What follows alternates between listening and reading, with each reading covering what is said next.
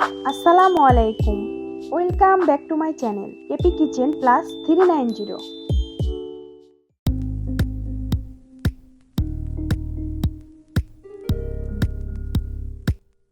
সুপ্রিয় দর্শক, যে যেখান থেকে আমার ভিডিওটি দেখছেন, আশা করছি সবাই অনেক ভালো আছেন।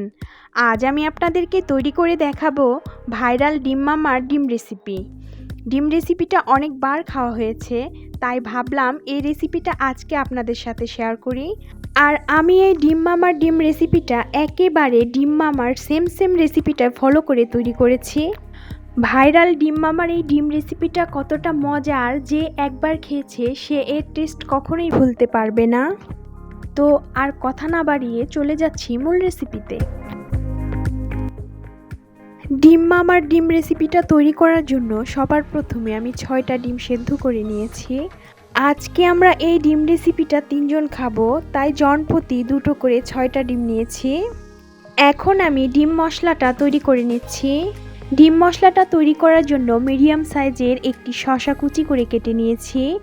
এখানে নিয়েছি 1.5 টেবিল চামচ পুদিনা পাতা কুচি, নিয়েছি 1.5 টেবিল চামচ ধনিয়া পাতা কুচি, নিয়েছি 2টো ভেজে নেওয়া শুকনো মরিচ। এখানে একটি বড় সাইজের পেঁয়াজ কুচি করে কেটে নিয়েছি, আর নিয়েছি 1 ফালি লেবু। এখন প্রথমে অল্প একটু লবণ দিয়ে শুকনো মরিচ দুটো ডলে ডলে মেখে নিচ্ছি। শুকনো মরিচ দুটো মাখানো হয়ে গেলে এবার পেঁয়াজ কুচির সাথে শুকনো মরিচ মেখে নিচ্ছি। তারপর ধনিয়া পাতা, পুদিনা পাতা আর শসা কুচি দিয়ে সবকিছু ভালো করে মেখে নিচ্ছি। কিছুক্ষণ মেখে নেওয়ার পর এবার দিয়ে দিচ্ছি চাট মশলা। ডিম মামার ডিম রেসিপিতে কিন্তু চাট মশলাটা ব্যবহার করা হয়। দিয়ে দিচ্ছি 1/2 চা চামচ বিট লবণ, আবারও মেখে নিচ্ছি। কিছুক্ষণ মেখে নেওয়ার পর দিয়ে দিচ্ছি 2 টেবিল চামচের মতো কাসুন্দি। আর এই কাসুন্দি কিন্তু অবশ্যই দিতে হবে। কাসুন্দি এই ডিম মশলার টেস্টটা দ্বিগুণ বাড়িয়ে দেয়। দিয়ে দিচ্ছি 1 টেবিল চামচ টমেটো সস। আবারও মেখে দিয়ে দিচ্ছি লেবুর রস। আমি এখানে 1 চা চামচের মতো লেবুর রস ব্যবহার করেছি। দিয়ে দিচ্ছি সরিষার তেল 1 চা চামচ। আর সবশেষে দিয়ে দিচ্ছি 1 চা চামচ চিনি। এবার সব কিছু আবারও মেখে নিচ্ছি। তৈরি হয়ে গেল আমার ডিম মশলা। এই ডিম মশলাটা কিন্তু অসম্ভব মজার আর টেস্টি হয়েছে।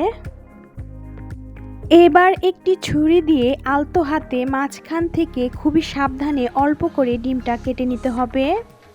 ডিমটা খুব বেশি কাটলে মশলা দেওয়ার পর ডিম 2 ভাগ হয়ে যাবে।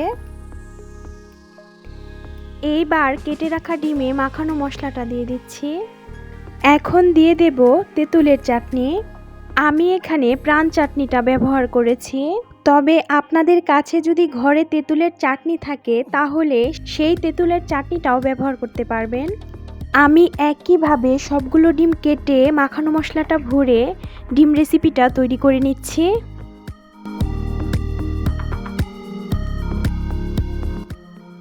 তৈরি হয়ে গেল ডিম মামার ডিম রেসিপি। আর আজকে আমার হাতের এই বানানো ডিম রেসিপিটি আপনাদের কাছে কেমন লেগেছে তা আমাকে কমেন্টস করে জানাবেন। আর আমার চ্যানেলে নতুন আরও রেসিপির ভিডিও পেতে আমার চ্যানেলটি সাবস্ক্রাইব করে দেবেন এবং পাশে থাকা বেল আইকন বাজিয়ে দেবেন। সত্যি অসাধারণ খেতে এই ভাইরাল ডিম মামার ডিম রেসিপিটা। আবারও দেখা হবে নেক্সট ভিডিওতে।